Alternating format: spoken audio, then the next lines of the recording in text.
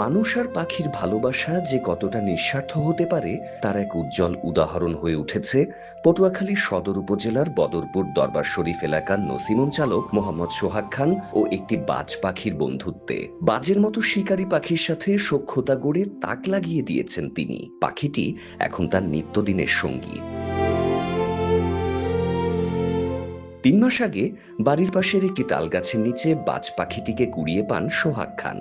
তখন পাখিটি ছিল আহত ও দুর্বল। তিনি সেটিকে বাড়িতে নিয়ে গিয়ে সেবা শুশ্রূষা করে সযত্নে লালন পালন করতে থাকেন।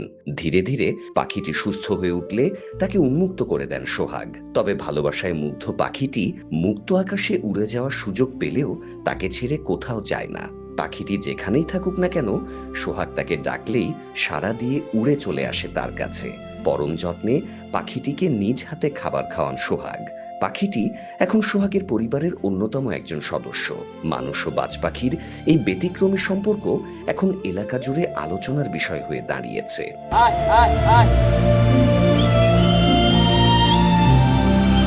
পেশায় একজন নসিমন চালক হয়েও ভয়ঙ্কর এই শিকারী পাখিকে বশ করার বিষয়টি নিয়ে এলাকায় বেশ চাঞ্চল্যের সৃষ্টি হয়েছে।